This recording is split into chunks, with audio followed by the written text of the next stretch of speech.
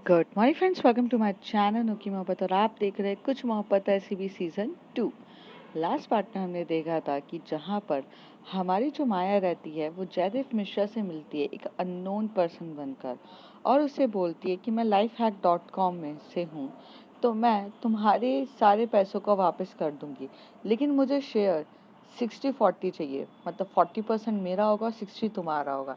जिसके लिए पहले तो वो एग्री नहीं करता है, फिर बाद में सोचता है पहले पैसे आने तो दो, फिर इसको ख़त्म करने में मुझे कितना समय लगेगा, और ये सारी चीज़ें तो मैं ऑलरेडी कर चुका हूँ। जयदेव मिश्रा ये सोचता है, और माया से वो इस बात के लिए एग्री हो जाता है। अब उसके आगे माया के साथ डील पक्की करने के बाद वहाँ से चला जाता है।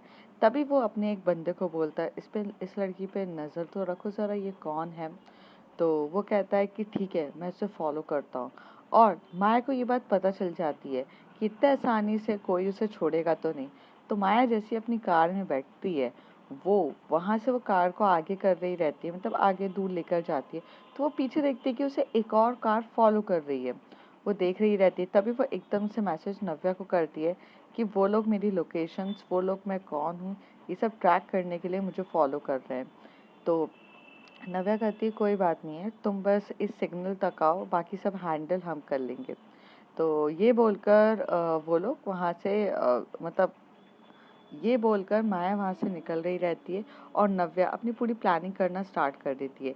वैसे ही जैसे एकदम सिग्नल आता है, जैसे ही सिग्नल आता है उसके बीच में सिग्नल के आने के बाद वो सिग्नल क्रॉस कर लेती है माया, और ये लोग वो सिग्नल को क्रॉस नहीं कर पाते। जैसे ही वो सिग्नल क्रॉस सिर्फ फ्यू सेकंड्स का होता है, मतलब मान लो 20 या 30 सेकंड्स का, क्योंकि वो सामने दिख रहा रहता है। जैसे 20 और 30 सेकंड्स जाते हैं, ये फटाक से उसको फॉलो करने लग जाती है कार। जैसी माया की कार आगे आती है, वहाँ से एक अ, मतलब वो चौराहा टाइप का रहता है, तो दो दो साइड से और गलियाँ रहती हैं। दो अलग रोड्स ऑलरेडी रहते हैं, वो दो रोड से अलग से सेम मॉडल की गाड़ी एकदम से आ जाती है, और एकदम से आके तीनों एक साथ चल रहे रहते हैं। वहाँ से साइड से जॉश चल रहा रहता है, यहाँ से नव्या चल रही रहती है, और बीच में माया रहती है। वो माया को इशारा करते हैं कि फ्लिप हो और तुम इस गली से निकल जाओ, और हम दोनों इस गली से निकलेंगे। तो माया को उस गली से निकाल के वहाँ पर कर लिया जाता है। फिर दोनों गलियों से चला जाता है, मतलब वो दोनों सेम रोड से चले जा रहे रहते हैं। अच्छी आगे तक जाते जाते जाते जा रहे रहते। फिर वो लोग टर्न ले लेते, इधर एक चला जाता है, एक उधर चला जाता है। तो फिर वो जो गाड़ी आगे तक जाती है, तो वहाँ पर वो अपना सिग्नल लॉस कर देता है, क्योंकि उसे पता ही नहीं रहता कि उसे किस गाड़ी का पीछा करना है। सेम मॉडल वाली दोनों गाड़ियाँ हैं, कौन सी है। और एक्चुअल में 3 गाड़ियाँ रहती हैं, और 3 में से एक गाड़ी तो पहले ही गायब हो चुकी रहती है। अब वो बहुत सोचता है, पर उसे समझ में नहीं आता, इसलिए वो अपनी गाड़ी को टर्न करता है और जयदेव मिश्रा के पास जाने के लिए तैयार हो जाता है। जब वो जयदेव मिश्रा के पास जाता है तो कहते पता कर लिया लड़की कहाँ की है। तो कहती है आपने जितना सोचा था ना, उससे कई ज़्यादा स्मार्ट है वो। उसका पीछा मैं प्रॉपर तरीके से कर ही रहा था, लेकिन उसको पता चल गया था कि मैं उसका पीछा कर रहा हूँ। इसलिए उसने अपने साथियों को सेम गाड़ी के मॉडल पे बुलाया, और फिर वहाँ पर दोनों ने स्वैपिंग करी, कैसे आजू बाजू बदली करके गायब ही हो गए। और मुझे समझ में नहीं आता मैं किस कार का पीछा कर रहा हूँ। तो वो कहते चलो वो लोग तो स्मार्ट थे, लेकिन तुम तो बेवकूफ़ थे, तुम और बंदों को बुला लेते। तो कहते इतना समय नहीं था, अगर इतना समय होता ना तो बात अलग होती, और मैं बुलाता उतनी देर में तो ये लोग और कहीं पर चली जाते। एक दूसरे रोड से जा रहा है, एक बाएं वाले रोड से जा रहा है, एक दाएं के रोड से जा रहा है, एक सीधे रोड से जा रहा है। अगर मैं वो लोगों को भी बुलाऊंगा उतनी देर में ये लोग जब तक आएंगे तब तक तो वो बंदा कहाँ पहुँच चुका रहेगा। आप भी कैसी बातें कर रहे हो, ये बोलता है। तो कहता है अच्छा ठीक है, छोड़ो, आज नहीं तो कल तो वो मेरे पास खुद चल कर आएगी ना, तब पकड़ लेंगे, वैसे भी उससे मुझसे अब काम ही है। तो कहते हैं आप जितना सीधा समझ रहे हो ना, इतना सीधा कुछ है नहीं है, मुझे तो दाल में काली लगती है, वहाँ का पीए बोलता है। तो ये जो जयदेव मिश्रा होता है वो टर्न होकर पीए की तरफ देखा, क्या दाल काली लग रही है। तो कहते देखो ना, जो लड़की इतनी स्मार्ट है आपके सामने आई, फेस पूरा कवर करके आई, अपना फेस तक नहीं दिखाया, बात करने के तरीके अलग थे, वॉइस से भी आप उसको पता नहीं कर सकते थे, क्योंकि उसने कोई से वॉइस चेंजर के थ्रू आपसे बात कर रही थी। दूसरी चीज़, वो गाड़ी से गई तो उसके दोस्त लोग भी है, मतलब उसकी तो बड़ी सी टीम है। तो कहते हैं हाँ उसकी बड़ी सी टीम है, तभी तो उसने कंप्यूटर हैक कर दिया था, वो क्या बोलते पुलिस वालों का, ऐसे जयदेव मिश्रा कहता है। तभी वो कहता है सर हम खतरनाक गैंग से तो काम नहीं करा रहे, तो जयदेव मिश्रा बैठता है सोफे के ऊपर और स्टाइल में कहता है, हमसे ज़्यादा खतरनाक और कौन होगा, और वैसे भी सीधी उंगली से घी नहीं निकले तो हम घी को तवे पे रख देते हैं, और जब तवा गरम होता है ना तो वो उबलता है, और उबलता है तो कभी कभार ज़्यादा गरम कर दो तो जल जाता है। इसलिए मुझसे जो भी पंगा लेगा ना उसे हम जला देंगे। ये बोलता है जयदीप मिश्रा। यहाँ पर जो माया रहती है वो डायरेक्ट मित्तल हाउस में पहुँचती है। जैसे वो मित्तल हाउस में पहुँचती है तो सब उससे पूछते हैं कैसी रही डीलिंग।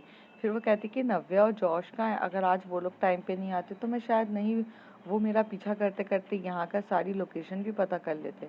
तो कहते कोई बात नहीं, चीज़ें रहती है, और तुम्हें मैंने जो काम बोला था तुमने किया। तो वो कहती है कि कौन सा काम। तो जेसिका उसका हाथ पकड़ के बोलती है, sweet heart what I said. तो कहती है कि हाँ वो मैंने काम कर दिया। जब जयदेव मिश्रा मुझे बाहर तक छोड़ने जा रहा था तब मैंने उनके कंधे पे हाथ रख के उनको बोला कि आप टेंशन मत लो। तो मैंने उनके बीच में कुछ ट्रांसमीटर और जो तुमने मेरे को डिवाइसेस दिए थे वो टच तो कर दिए थे। तो कहती है हाँ। तो वो नंदिता को बोलती, तुम्हें पता है ना जब मैं तुम्हें कोई भी ट्रांसमीटर बोलती हूँ तुम्हें कैसे करना है। तो नंदिता कहती है हाँ हाँ रुको एक मिनट। तो वहाँ से उसकी वॉइस भी क्लियर सुनाई दे रही रहती है और वो चीज़ें सब दे रहती है, मतलब इतने हाई डिवाइसेस वो उसको देती है। एक ही डिवाइस रहता है जिस डिवाइस में माइक्रोफोन्स रहता है और वो GPRS दोनों रहता है। तो उन लोगों को वॉइस सुनाई दे रही रहती है। जो भी जयदेव मिश्रा से कांटेक्ट करने की कोशिश करेगा उससे सारी बातें सुनाई देगी। तो यहाँ पे आलिया कहती नॉट बैड जेसिका, तुम्हारा दिमाग भी काफ़ी तेज चलता है। तो कहती है मेरा दिमाग तो बहुत तेज चलता है और ये सब चीज़ों में तो मैं एक्सपर्ट हूँ, क्योंकि ऑफ कोर्स मैं इन सारे मिशंस में ही हैंडल करी हूँ। लोगों को रेड हैंडेड पकड़ने के लिए हमने कितने सारे मिशंस ऐसे झेले हैं। तो वो बोलती कोई बात नहीं। तो कहती पर नव्या और जॉश आए नहीं है। नव्या और जॉश एक्चुअल में वो लोग को थोड़ा सा समय लग रहा रहता है, क्योंकि नव्या कुछ और चीज़ों के लिए पता करने के लिए जा चुकी रहती है। तब जो माया रहती है वो फ़ोन करती है नव्या को, पर नव्या पिकअप नहीं करती है। थोड़े टाइम के बाद जो हमारा जॉश रहता है उसको भी फ़ोन किया जाता है, वो भी पिकअप नहीं करता है। तो यहाँ पर बहुत ज़्यादा टेंस में हो जाती है कि माया। तभी वहाँ पर जो हमारी रिया रहती है वो कहती है कि आलिया। तो कहती है कि हाँ क्या हो गया। कहते हैं थोड़ा सा बेबी को हैंडल करोगे। तो वो कहती है कि हाँ ऑफ कोर्स लाओ दो, क्या हो गया। तो वो आरव को दे देती है। तो कहता है क्यों, क्या हो गया तुम्हें, तुम्हारी तबीयत ठीक नहीं है। कहती मुझे थोड़ा सा लाइट फीवर जैसा लग रहा है, और मैं अगर बच्चों के पास गई तो बच्चों को भी फीवर हो जाएगा। तो कहती तुमने मेडिसिन नहीं खाई, तुमने डॉक्टर को नहीं दिखाया। कहती लाइट ही है, बस मुझे ना थोड़ी सी बैक पेन हो रही है तो मुझे थोड़ी देर रेस्ट करना है। नव्या कहाँ है। तो वो कहती है, माया कहती है मुझे भी नहीं पता। तो कहती कोई बात नहीं, रुको मैं उसे कॉल करती हूँ। तो वो एक कॉल करती है। तो पहले तो एक बार में फ़ोन नहीं उठाती है, तो कहती है कोई मीटिंग में होगी। पर फिर से नव्या को एक और बार रिया कॉल करती है। जैसे ही उसका सेकंड बार कॉल आता है नव्या कॉल पिकअप करके बोलती यस बेबी। तो वो कहती है कि आप कहाँ पर हो। तो वो कहती है कि मैं कुछ काम से बाहर आई हूँ, आप बोलो। तो बोलती है कि एक्चुअल में ना वो मेरी थोड़ी सी हेल्थ ठीक नहीं लग रही थी, आप आ जाओगे क्या। तो कहती है बस आप मुझे आधा घंटा दो, मैं आ रही हूँ, एंड तब तक अपने बेडरूम पे जाके आप रेस्ट करो, मैं आधे घंटे में आपको मिलती हूँ। ऐसे बोल देती है नव्या, और ये बोलकर वो फ़ोन कट कर देती। तभी माया पूछती है नव्या कहाँ है। तो कहती मुझे नहीं पता। तो वो बस बोली वो थोड़े से काम के लिए वो आधे घंटे में आ रही हैं। पर मैंने भी उसे इतने फ़ोन करे थे, उठाए नहीं। और तो वो कहती है कि हाँ वो नहीं उठाती हैं सिवाय मेरे फ़ोन के, और ये बोलकर वो चली जाती है। तभी माया थोड़ा सा लोगों की तरफ डाउटेबल नज़रों से देखती है, ये क्या बात है, मतलब अपनी बीबी का ही फ़ोन उठाओगे क्या, हम फ़ोन कर रहे तो हमारा फ़ोन नहीं उठाओगे। तभी वहाँ से आलिया कहती है, आलिया बोलती है कि रिया का फ़ोन वो एक सेकंड, या रिया को पता रहता है, रिया बहुत समझदार है। रिया एक बार कॉल करती है, अगर वो बिज़ी है, अगर फ़ोन नहीं उठाया तो बात ख़त्म, लेकिन अगर वो दूसरी बार कॉल कर रही है इसका मतलब वो मुसीबत में है। ये चीज़ नव्या ने हमेशा से रिया को समझा के रखी थी कि अगर एक बार में मैं कॉल ना उठाऊँ तो मतलब कुछ इमरजेंसी नहीं होनी चाहिए तुम्हारी साइड से, लेकिन अगर तुम दूसरी बार करोगी तो इमरजेंसी है तभी मुझे कॉल करना। क्योंकि इससे पहले जब रिया के जो डैड थे, आखिर वो इस 5 सालों में उसके पीछे बहुत पड़े रहते हैं रिया को कभी भी उठाकर लेकर जाने के लिए पागल हैं वो। मतलब मैं समझी नहीं, क्या तुम एक्सप्लेन करोगी? और वहाँ पर सबके सब खड़े रहते हैं और आलिया की बात सुनकर सब खड़े हो जाते हैं। तभी वो बोलती है कि मल्होत्रा, आपको पता ही होगा कि थोड़े टाइम पहले यहाँ के जो होम मिनिस्टर थे मल्होत्रा, तो कहती हाँ उन्हीं की बेटी है ना रिया मल्होत्रा। तो कहती है हाँ मल्होत्रा की बेटी है। तो लास्ट टाइम पे जब हम लोगों ने उनको पूरे तरीके से हराया था तो नव्या ने उन्हें पूरी तरीके से आज़ाद छोड़ दिया था। तो उन्होंने फिर भी अपनी बेटी का पीछा नहीं छोड़ा, उन्हें किसी न किसी तरीके से अपने पास बुलाने के लिए लोग को पीछे लगा दिए, उसको किडनैप करने की बहुत बार कोशिश करी, नव्या से अलग करने की बहुत कोशिश करी है। और जिसकी वजह से जो नव्या है वो थोड़ी सीरियस है रिया के लिए, कि उसे कुछ नहीं होना चाहिए, अगर एक कॉल पे या 2 कॉल पे भी वो भाग कर आएगी, ऐसा था। तो 1-2 बार तो उसने फ़ोन पिकअप नहीं किए थे जब रिया ने बहुत फ़ोन करे थे नव्या को, और वो ड्यू टू सम यही अपने काम में बिज़ी थी तो उसने नहीं करे। फिर उसे बहुत ज़्यादा गिल्टी फ़ील हुआ कि रिया ने 4-4 5 बार मुझे कॉल करे हैं और मैंने एक बार भी उसे कॉल बैक नहीं किया। जब वो घर आई तो पता चला था कि रिया को उसी के पापा ने किडनैप कर लिया है। तब फिर नव्या ने पूरी दुनिया हिला दी थी और बाद में वो लेकर आई थी। और मिस्टर मल्होत्रा का क्या किया? माया पूछती है। तो कहती कुछ नहीं, उसे तो फिर उन्होंने बोल दिया था कि अगली बार तुमने ऐसी कोई हरकत करी तो इस बार तो छोड़ रही हूँ, अगली बार नहीं छोड़ूंगी। तो मारा क्यों नहीं? मतलब आई मीन लाइक जड़ से ही ख़त्म कर दी थी। माया जैसी बोलती है तो आलिया कहती है नहीं, नव्या की कभी ऐसी सोच नहीं है कि वो इंसान को मारेगी। वो अनटिल अनलेस तब तक नहीं मारती है जब तक ज़रूरत ना हो, वरना वो इंसान को मौका ज़रूर देती है। ये बोलती है। ये बोल के जो आलिया रहती है वो आरव को अपनी गोदी में रख के थोड़ा सा काम करने लगती है हैकिंग का। तभी वो बोलती है माया तुम इधर आओ। तो माया आती है, बोलती कि देखो कल तुम उसके सामने जब हैकिंग के कुछ भी करोगी तो तुम्हें कुछ भी नहीं करना है। ये कुछ चीज़ें हैं जो मैं तुम्हें सिखाती हूँ, जैसे कि तुम्हें ये बटन्स दबाकर मुझे इंस्ट्रक्शन देने की हैकिंग को रिलीज़ कर दो, ये कर दो, बस ऐसे इंस्ट्रक्शन दो वरना सारा काम हमारी साइड से हो जाएगा। नंदिता तुम्हें बहुत अच्छे से समझा देगी। तो नंदिता तो एक्चुअल में समझा ही रही रहती है।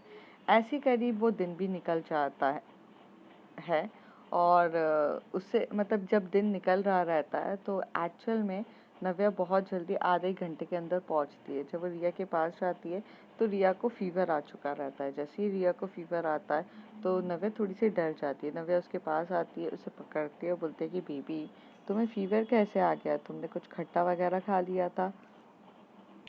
तभी रिया कहती है कि नहीं मैंने तो कुछ भी नहीं खाया है और कुछ भी नहीं हुआ है, पता नहीं कैसे फीवर आ गया, थोड़ी सी हेल्थ ठीक नहीं लग रही है। तो नव्या बोलती कोई बात नहीं स्वीट हार्ट, होता है, आओ। तो फिर वो आराम से बैठती है। जो रिया की बैक में बहुत पेन रहता है क्योंकि बच्चे को उठा उठा के उसकी बैक पे बहुत ज़्यादा पेन होने लगता है, उसकी वजह से उसे थोड़ा सा लाइटली फीवर आ रहा रहता है। तो नव्या उसके बैक पे ऑर्नमेंट्स लगाती है, पूरे तरीके से मसाज करती है, बहुत थोड़ा अच्छे से आराम से डीपली। और नव्या की मसाज में जो रिलैक्सेशन होता है वो किसी की मसाज पे नहीं होता है। बहुत प्यार से वो थम से करती है और जब वो मसाज लेते लेते आराम से रिया को नींद आ जाती है। फिर वो उसके पूरे अच्छे से उसे कवर अप करती है बेडशीट से और उसे फोरहेड पे किस करती है। जैसे वो फोरहेड पे किस करती है रिया उसको पकड़ के उसके लिप पे किस कर देती है। वो लिप पे भी बहुत प्यार से किस करती है और उसे बोलती है प्लीज़ मुझे छोड़ के मत जाओ, मुझे आप यहीं पर रहो ना। तो वो नव्या कहती है कि श्योर, क्यों नहीं। तो नव्या उसे बहुत टाइटली हग करके वो लोग रूम पर ही रहते हैं। तो आज के दिन नव्या का घर से बाहर निकलना या रूम से बाहर निकलना पॉसिबल ही नहीं था, क्योंकि जब भी रिया की तबीयत ख़राब होती थी तो वो ऐसी बच्चों की तरह रिएक्ट करती थी, वो नव्या को कभी नहीं छोड़ती थी। और दूसरी चीज़ ये भी थी कि नव्या की एक आदत थी कि अगर वो काम में है तो वो फुल अपना 100% देगी, लेकिन अगर वो फैमिली के साथ है तो वो काम को भी थोड़े टाइम के लिए अवॉइड करती है। इसलिए वो मैसेज कर देती है जॉश को कि अभी जो भी काम है वो तुम देख लो, मैं नहीं आ सकती हूँ। तो यहाँ से जॉश भी उनकी बातों को समझता है और करने लग जाता है।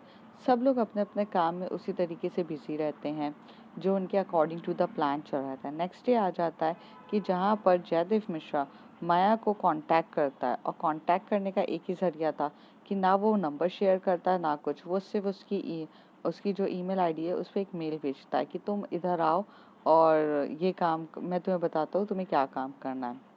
माया ये देखती है तो वो बोलती है, तो माया को उस समय लैपटॉप दिया जाता है, हर एक चीज़ दी जाती है जिसमें सारी सेटिंग और कनेक्टिविटी सब कुछ की जाती है।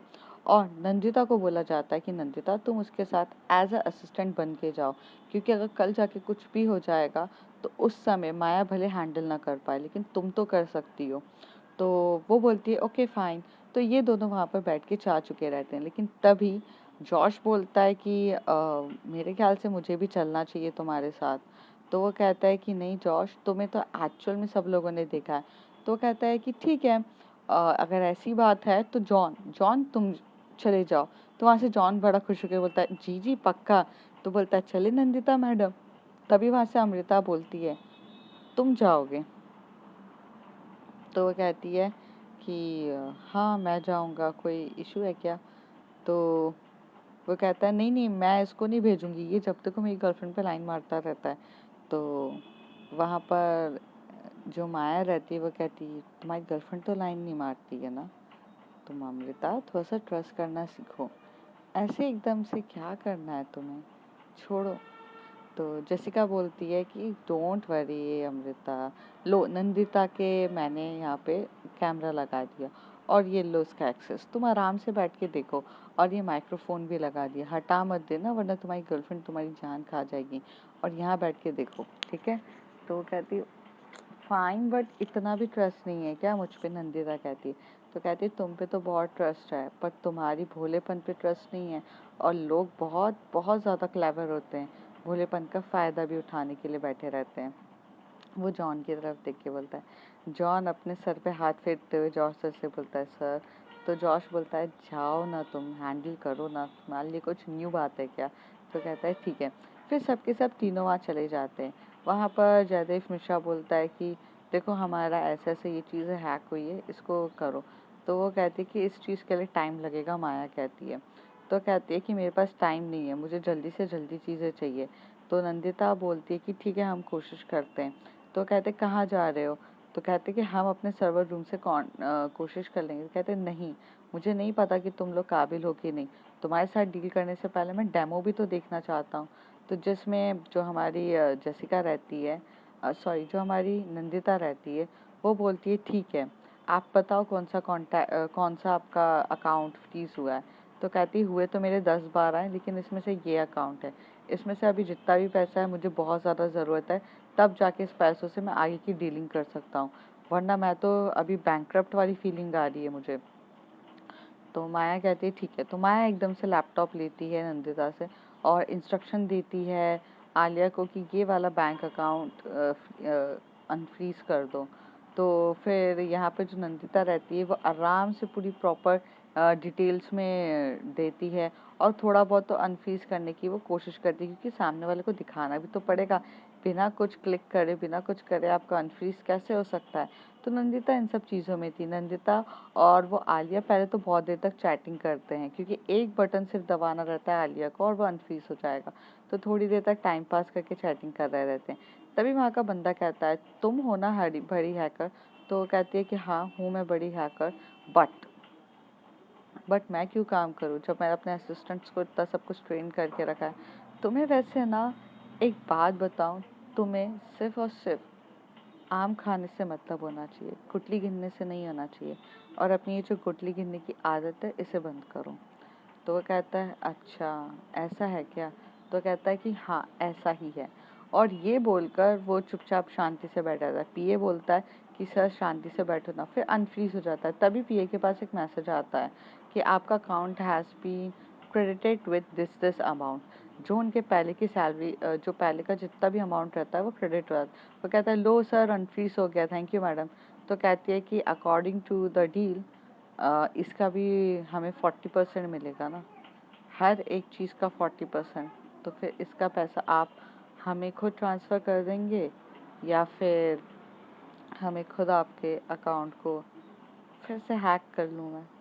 माया बहुत तरीके से बोलती है, तो कहती है कि नहीं नहीं मैं आपको पैसे देता हूँ। तो वो कैश में लाकर उसे पैसे देते हैं। माया वो कैश में पैसा ले लेती है और कहती है कि देखो, ये पैसा तो मैं कैश में ले रही हूँ, पर बाकी तो मेरे अकाउंट में होना चाहिए कि it's just a contract between you and me. और ये तो मैं यहाँ पे सिर्फ आपको डेमो दिखाने आई थी कि आप अगर हमारे साथ कॉन्ट्रैक्ट करोगे तो लीगली पेपर्स के थ्रू भी मैं आपके साथ कॉन्ट्रैक्ट करना चाहती हूँ। तभी जयदेव मिश्रा बोलता है, सुनो, ये काम कोई लीगली नहीं है, ये इलीगल काम है, तो यहाँ कोई कॉन्ट्रैक्ट नहीं होगा। तो सर, हम वैसा वाला कॉन्ट्रैक्ट करेंगे भी नहीं। मैं सिर्फ आपसे एक कॉन्ट्रैक्ट चाहती हूँ कि आप हमारे यहाँ से एक सॉफ्टवेयर खरीद रहे हैं और उसके लिए आप मुझे पे कर रहे हैं। मैं कस्टमाइज सॉफ्टवेयर बना के दे रही हूँ, हैकिंग का काम कर रही हूँ, ये थोड़ी ना होगा और उसके चक्कर में आप मुझे पैसे दे देना। तो वो कहता है, इससे मेरा बिजनेस भी चलता रहेगा और मेरे लिए ये भी बहुत बड़ी बात है। तभी ये जो पीए ये बात सुनता है तो कहता है, हाँ ये बात सही है, हम एक सॉफ्टवेयर खरीदने के चार्जेस उसको दे सकते हैं, क्योंकि सर ये तो हमें देना ही है। तो कहती है कि हाँ ठीक है, चलो मैं इस बारे में सोचता हूँ। तो कहते हैं कि ये कॉन्ट्रैक्ट्स के पेपर्स हैं, इस पर साइन वाइन कर लीजिएगा और देख लीजिएगा। ये बोलकर वो वहाँ से चली जाती है। जब वो जाती है तभी जो माया के बाजू में नंदिता बैठी रहती है और वो बोलती है, कॉन्ट्रैक्ट वाली तो कुछ बात भी नहीं हुई थी। तो माया बोलती है कि नहीं हुई थी पर अब हो रही है, अब करवाना है, क्योंकि मैं हर काम ऑफिशियली वे में कराना चाहती हूँ ना नंदिता। कल जाके कोई चीज़ हम पर नहीं आनी चाहिए, तो हमें प्रोटेक्ट रहना चाहिए, ये बोलती है। तभी वहाँ से और कहती है कि ये बात तुम घर वहाँ पे जाके किसी को मत बताना, क्योंकि मैं ये चाहती हूँ कि मैं ये चीज़ों को प्रोटेक्टिव तरीके से रखूँ, ठीक है। और जॉन तो वैसे भी गाड़ी में बैठा हुआ है, उसे कुछ भी नहीं पता इस बारे में, तो तुम ध्यान रखना। तो कहती है ओके फाइन। ये बोलकर वो अंदर चली जाती है। थोड़ी देर के बाद जाते हैं तो आलिया वगैरह ये सब अपने जैसे मिशन का होता है करते हैं। दूसरी बार जब माया मिलने जाती है तो वो कॉन्ट्रैक्ट में साइन हो रहे थे, तभी वो बोलते कि आपके कुछ पेपर्स यहाँ पर छूट गए थे मेरे पास, इसमें भी चाहिए। तो वो एकदम से वहीं पर बैठे बैठे सारे पेपर्स पे भी वहीं पे साइन करा देती है और बोलती है, विटनेस के तौर पे आपका पीए साइन करेगा क्या? तो वो कहते हैं कि हाँ हाँ मैं कर दूंगा। तो बिना पढ़े ये लोग वो सारे पेपर्स पे साइन करवा लेते हैं। यहाँ से माया चली जाती है और माया ये सारे पेपर्स को अपने लीगल हेड जो एडवाइजर्स होते हैं उसके जसवाल इंडस्ट्रीज में जो भी काम करने वाले थे उनको दे देती है। माया का ये मूवमेंट के बारे में ना नव्या को पता रहता है, ना आलिया को पता रहता है, ना जॉश को पता रहता है। किसी को कुछ भी नहीं पता रहता है और सब थोड़ा ऐसे ही चल रहता है। फिर जब सारे चीज़ों को धीरे धीरे काम करना वो अनफ्रीज करने लगती है, चीज़ें करने लगती है, तो एक टाइम आता है जहाँ पर जो नव्या ये चाहती थी कि माया अब हम उन्हें रेड हैंडेड पकड़ के कानून के हवाले करेंगे, ये नव्या चाहती थी। पर माया एक्चुअल में कुछ और चाहती थी। तो आलिया का ये प्लान रहता है कि अभी वो जो कोई भी ड्रग्स या डीलिंग करेगा उसमें हम रेड हैंडेड पकड़ लेंगे। तो ये सब कुछ डिसाइडेड होता है और एक दिन वो डीलिंग करने के लिए ना क्या बोलते हैं नागपुर जाता है। नागपुर जा रहा रहता है, वहाँ पर डीलिंग करता है, क्योंकि मुंबई में उस पर सब नज़र रख रहे थे, इसलिए वो नागपुर पे डीलिंग करता है। तो जब वो नागपुर जा रहा रहता है इसके बारे में ऑलरेडी उसको सारी इन्फॉर्मेशन रहती, क्योंकि कहीं ना कहीं जयदेव मिश्रा के वहाँ पे हर बार मिलकर कुछ ना कुछ ट्रैकिंग वगैरह लगा ही देते थे। इस बार तो उसके मोबाइल के डिवाइस पे ही वो ट्रैक लगा दिया था, क्योंकि एकदम से माया ने बोला था कि मेरा मोबाइल चल नहीं रहा है, can I have your one mobile. तो उसने मोबाइल लेकर एकदम से उस पर ट्रैक लगा चुकी थी वो। तो ये देखकर अब सब लोग पता कर लेते हैं। नागपुर में जब डीलिंग हो रही रहती है तो ये लोग नागपुर की तरफ चले जाते हैं, नागपुर की तरफ जाते हैं और डीलिंग का कर रहे रहते हैं। तो प्लान सिर्फ सिंपल से था, वो जब डीलिंग करेगा कोई भी ड्रग्स वगैरह डीलिंग, उसको रिकॉर्ड किया जाएगा और उसको रेड हैंडेड वहाँ पे पकड़ा जाएगा और बात ख़त्म हो जाएगी। और वैसा ही करने का पूरा प्लान रहता है। तो यहाँ पे पूरी की पूरी टीम जाती है, सिवाय आलिया नहीं जाती है, नंदिता नहीं जाती है, अमृता नहीं जाती है और विशाल और उसकी टीम नहीं जाती है, और बाकी जो रिया रहती है और एनी रहती है ये लोग नहीं जाते हैं। यहाँ पर सिर्फ जाते हैं जेसिका, अयान, जॉश और माया और नव्या, ये लोग जाते हैं। जब ये लोग जाकर वहाँ पर देख रहे रहते हैं तो नव्या का तो यही प्लान था, और जिसमें जेसिका भी उसकी पूरी मदद करती है। जेसिका भी प्रॉपर तरीके से रिकॉर्ड कर रही रहती है। नव्या कहती है कि यहाँ से रिकॉर्ड करो, ये सारी चीज़ें रिकॉर्ड होना चाहिए, सब कुछ करो। सब कुछ अकॉर्डिंग टू द प्लान चल रहा रहता है, और वो चीज़ें हो जाती है डीलिंग। उसके बाद जो नव्या को और जॉश को जाकर उसे रेड हैंडेड पकड़ना रहता है। तभी वो लोग जा रहे रहते, तभी एक बहुत स्पीड में गाड़ी आती है, और वो बाइक आती है। एक लड़की अपने आप को फुल कवर रहती है, और वो आते से ही जयदेव मिश्रा को एकदम से वहाँ से उठाती है, और वहाँ पे सर पे मारती है, और एकदम से खींचकर अपने बाइक पे बिठाकर, मतलब बाइक से बिठाती नहीं, बाइक पे मतलब बोलते हैं ना, बाइक से कनेक्ट करके हाथ से पकड़ के उसे दौड़ाते हुए लेके चली जाती। ये देखकर तो जॉश और नव्या सब शॉक्ड हो जाते हैं, और ये लोग भागते हैं देखने के लिए। और वो जो लड़की रहती है वो उसको लेकर जाती है एक बहुत बड़े सुनसान एरिया में, और वहाँ पर जाकर उसे इतना मारती है। और जब तक जॉश, नव्या, जेसिका, ये सब लोग उस तक पता कर पाते, उतनी देर में चीज़ें बहुत अलग हो चुकी रहती है। और माया माया एक्चुअल में आना चाहती थी, बट माया आती नहीं है। एक्चुअल में माया कैसे आएगी, क्योंकि माया खुद ही मिस्टीरियस गर्ल बनी रहती है, और वो ये नहीं चाहती थी कि ये इंसान को वो पुलिस के हवाले करे। इसलिए वो नव्या का प्लान को कट करके खुद ही लेकर जाती है, उसे बहुत टॉर्चर करती है, उसे बहुत मारती है। और तब तब जो नव्या रहती है, उसको कहीं ना कहीं माया की इंटेंशंस पे डाउट था। इसलिए उसने जीपीआरएस ट्रैकर जो होता है वो माया के शू पे ऑलरेडी लगा दिया था, और जिससे वो जॉश और वो दोनों कार में बैठे बैठे बहुत स्पीड में जाके पता करते हैं। उनके साथ जेसिका भी रहती है। जेसिका बोलती है, मैंने मैंने नंदिता को बोला है पता करने के लिए। तो कहते हैं कि हाँ पता करो बस, लेकिन उसे बताते नहीं है, और वो लोग बस ऐसे ही रिएक्ट करते कि इधर उधर घूम रहे, क्योंकि उन्हें कहीं ना कहीं ये भी रहता है कि जेसिका भी माया से मिली हुई हो, तो अगर हम उस तक पहुंच रहे हैं, अगर हमने बोल दिया तो जेसिका उसे सामने वाले को इंटीमेट कर देगी। और ये सोचकर और ये दिमाग लगाकर हमारी जो नव्या रहती है वो किसी को कुछ भी नहीं बताती है। थोड़े टाइम के बाद वो वहाँ जाती है, और जैसी जाकर रोक के बोलती चिल्लाती है, माया। तो माया टर्न होकर बोलती है, नव्या तुम यहाँ क्या कर रही हो? तो नव्या बोलती है, देखो माया, आई नो ये तुम्हारा पर्सनल मैटर है।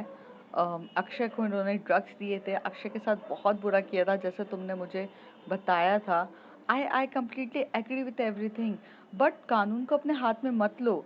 इस इंसान को वैसे ही तुम आधी बर्बाद कर चुकी हो, उसका पूरी चीज़ें हैक कर चुकी है, उसको हमने वैसे ही तोड़ दिया है। अब मार के कोई मतलब नहीं है, इसे पछतावा करने के लिए इसे तड़पने दो, इसे इतना इतना वीक कर दो कि ये हमेशा से तड़पता रहे।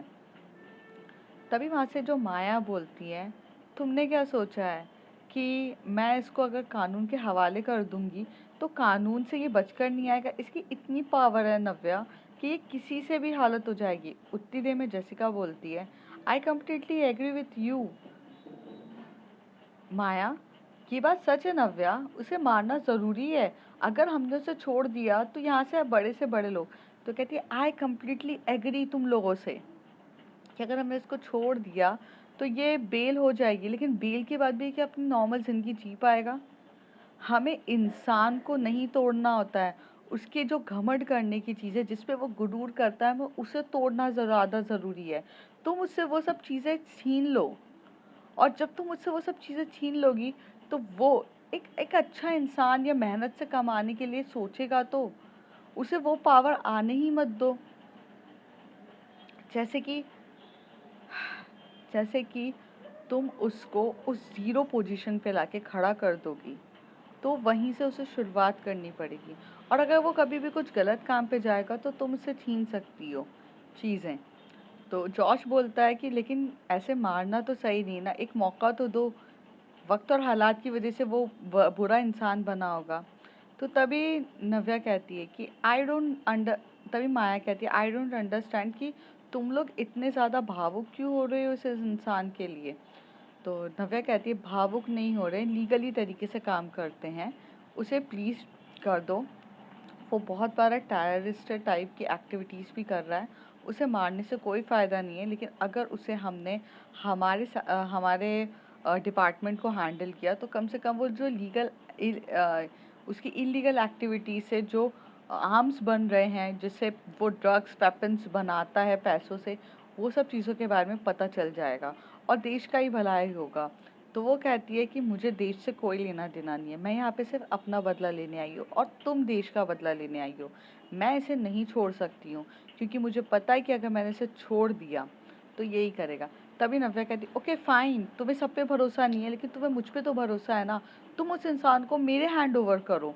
तो तभी माया आकर बोलती नव्या के सामने खड़े होके कि मुझे तुम पे भी भरोसा नहीं है, तुम ही भावुक हो, इसलिए मुझे तुम पे भरोसा नहीं। इस इंसान ने मुझसे मेरा सब कुछ छीन लिया, मुझे ऐसे दौर पे लाके खड़ा कर दिया है, सब कुछ कर दिया है, मैं नहीं रोक सकती। और वो ऐसे कह के नव्या को धक्का देती है और वहाँ से गन निकालती है नव्या की ही, और नव्या की गन से उसे धड़ाधड़ 4 से 5 गोलियां शूट कर देती है। नव्या देखती रह जाती है। नव्या कहती है कि अरे, तब वो इतनी जम के कुछ बोलना चाहती थी पर वो नहीं बोल पाती है। और तभी माया कहती, तुम्हारी गुनहगार मैं हूँ, तुम मुझे चाहो तो कोई भी सजा दे सकती हो, लेकिन मैं इस इंसान को मारना चाहती थी और ये डे 1 से था। तुम्ही ने मुझे सिखाया है ना कि औरत अगर अपनी पावर पर आए तो वो माँ काली भी बन सकती है, और इसने तो मुझसे मेरा बच्चा तक छीना है। बहुत सारी प्रॉब्लम्स हुई है इसकी वजह से, मैं पीछे नहीं हट सकती हूँ। नव्या भी एक्चुअली माया के सारे दर्द को समझती है और वो सोचती है कि अब जो हो गया उसका कोई मतलब नहीं है, वो भी तो अपनी जगह सही है। सिस्टम ही ऐसा है कि अगर उसे जेल में डाला तो वो कल निकल जाएगा। तो वो कहती है कि कुछ नहीं। तभी वो जॉश को इंस्ट्रक्ट करती है कि तुम्हें कैसे ये सब क्लीन करना है, माया पे कोई उंगली नहीं उठनी चाहिए, और ये बोलकर वो वहाँ से चले जाते हैं। तो अब फ्रेंड्स देखते हैं आगे क्या होता है। If you like my story, like share and subscribe.